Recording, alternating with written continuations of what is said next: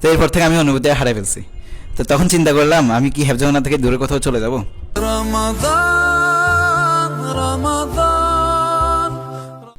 আসসালামু আলাইকুম রহমতুল্লাহ।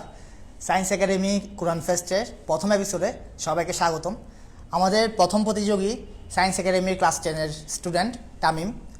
তো আপনার হিফজের যাত্রাটা কেমন ছিল? আপনি হিফজ শুরু করছেন কখন থেকে, কেমন সময় লাগলো? আপনাকে হাফেজ বানানোর ইচ্ছাটা কার ছিল, মার নাকি বাবার নাকি কার? আপনি কী কী চ্যালেঞ্জ ফেস করছেন এবং হাফেজ হওয়ার পর আপনার অনুভূতিটা কী, এই বিষয়টা আমাদের সাথে একটু শেয়ার করুন। আসসালামু আলাইকুম রহমতুল্লাহ।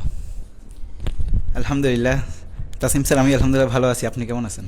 আলহামদুলিল্লাহ। স্যার, আপনি আমাকে কয়েকটা প্রশ্ন করছেন। প্রশ্নের মধ্যে ছিল যে কার আগ্রহের কারণে আমি হিপসখানে ভর্তি হয়েছি বা হিপসে শেষ করছি। আসলে ওটা ছিল আমার নিজের ইচ্ছায়। আমি একাডেমিতে নার্সারি থেকে ক্লাস 7 পর্যন্ত পড়ছি।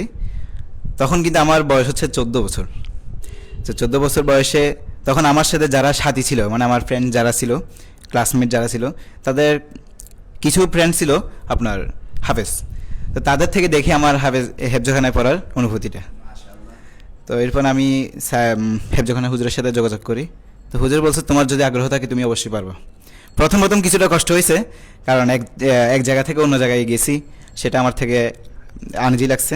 তাকে আলহামদুলিল্লাহ সময়ের সাথে এটা নিজেকে মানিয়ে নিয়ে ফেলছি আমি। তো আরেকটা প্রশ্ন করছেন আপনি যে পড়ার সময়, মানে রানিং করার সময় আমি কি কি চ্যালেঞ্জ ফেস করছি। তো তখন স্বাভাবিক হেফজখানা স্টুডেন্টরা কিছুটা প্রবলেম হয়, সেটা সবাই জানে, আপনিও জানেন।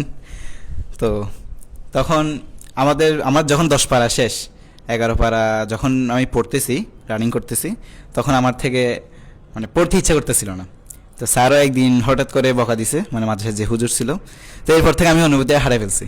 তো তখন চিন্তা করলাম আমি কি হেফজখানা থেকে দূরে কোথাও চলে যাব না। এরপরে আবার রাতে হুজুর আমাকে ডেকে, মানে তাহাজ্জুদের সময়, তখন আমাকে বুঝাইছে যে তুমি আসলে যেটা লক্ষ্যে আসছো, তুমি লক্ষ্যটা পূরণ না করে তুমি চলে যেতে পারবে না।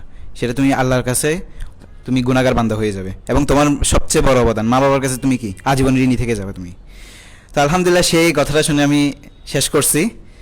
তো এরপর যে হেফজ শেষ করার অনুভূতিটা জিজ্ঞেস করছিলেন আমাকে, আলহামদুলিল্লাহ সেটা হচ্ছে আমাদের যারা হেফজখানের স্টুডেন্ট আছে তার জন্য অনেক সৌভাগ্যের একটা বিষয়। পুরো কোরআন শরীফের মধ্যে 30 পারার মধ্যে 611 পৃষ্ঠা আছে, 611 পৃষ্ঠা আছে। তো যখন 610 পৃষ্ঠা বলছি, মানে স্যারকে শোনাইছি বা আমি হিপস করছি, এরপর আরেক পৃষ্ঠা আমাদেরকে কিন্তু স্বাভাবিকভাবে এক পৃষ্ঠাটা পড়তে দেয় না, কারণ এক পৃষ্ঠাটা আনুষ্ঠানিকভাবে আমাদেরকে পড়তে হয়। তো তখন আমি এটা স্যারকে শোনাইছি। স্যারকে শোনানোর পরে তারপর স্যার আমার সবার সাথে আলাদাভাবে দেখা করাইছে। একটা মোলাকাতের ব্যাপার সেবার আছে, তো সবার সাথে মোসাফা করলাম, কোলাকুলি করলাম, যে একটা ঈদের মতো। আর সবচেয়ে বড় অবদান হচ্ছে যে জেনারেল লাইনে পড়া যেভাবে আমাদের জন্য গুরুত্বপূর্ণ, আর একজন মুসলিম হিসেবে কোরআন শরীফটা তেলাওয়াত করা এবং কোরআন শরীফটা সহিশুদ্ধভাবে পড়া আমাদের জন্য, সবার জন্য কর্তব্য। শুধু হাফেজ হতে হবে এমন কোনো ব্যাপার না। আল্লাহ বলছে দ্বীনি ইলম অর্জন করা ফরজ, হাফেজ হওয়া ফরজ বলেনি, কিন্তু দ্বীনি ইলম অর্জন করা ফরজের মধ্যে কি রয়েছে? কোরআন শরীফ রয়েছে। কোরআনের ভিতর সব কিছু রয়েছে, যেমন বিজ্ঞান বলেন, মানবিক বলেন, যা কিছু আছে তা কিন্তু সব কিছুই কোরআনের ভিতরে রয়েছে।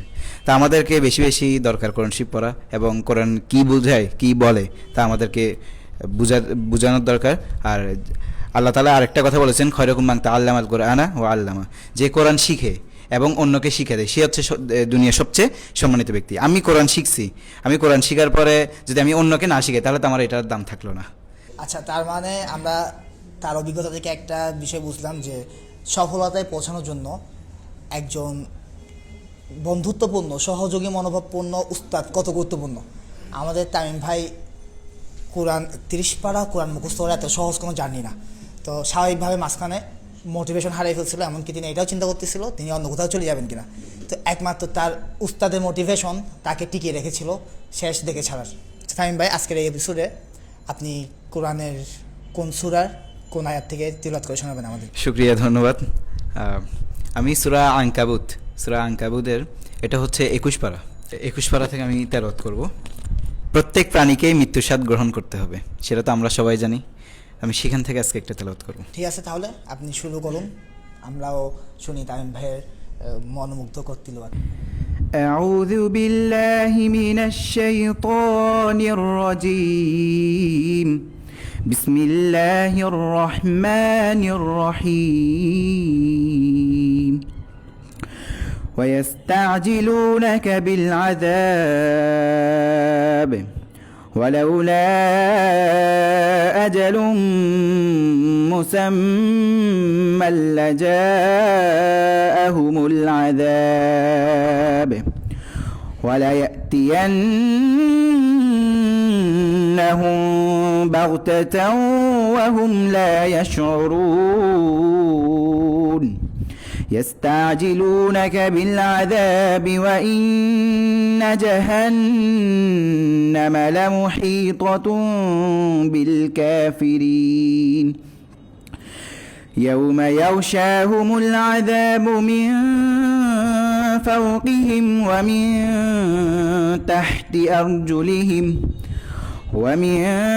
تحت أرجلهم ويقول ذوقوا ما كنتم تعملون يا عبادي الذين آمنوا إن أرضي واسعة فإياي فاعبدون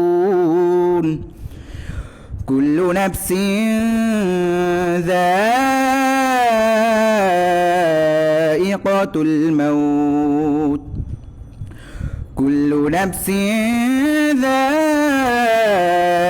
الموت ثم إلينا ترجعون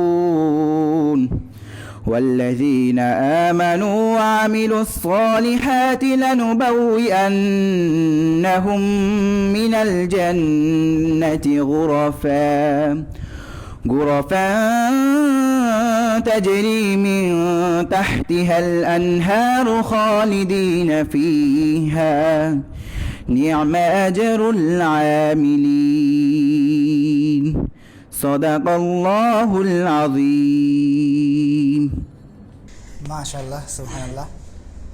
খুব হৃদয় নিগ্রাহী সুরে আমরা মানে কি বলবো কোরআন তিলাওয়াত শুনলাম। আর কোরআনের ক্ষেত্রে কোরআন শোনাটাও যেমন অন্তরকে নিগড়িয়ে দেয়, কোরআনের অর্থ বোঝা এটাও অন্তরকে খুব নিগড়িয়ে দেয়। তো আমাদের সবারই উচিত কোরআনটা সবসময় বুঝে বুঝে পড়ার। তো এই ছিল আমাদের প্রথম এপিসোড। আপনারা মন্তব্যে জানান তামিম ভাইয়ের কণ্ঠে কোরআন কেমন বানিয়েছে, কেমন শোনা গেল। জাযাকাল্লাহু খাইর। আসসালামু আলাইকুম রহমতুল্লাহ।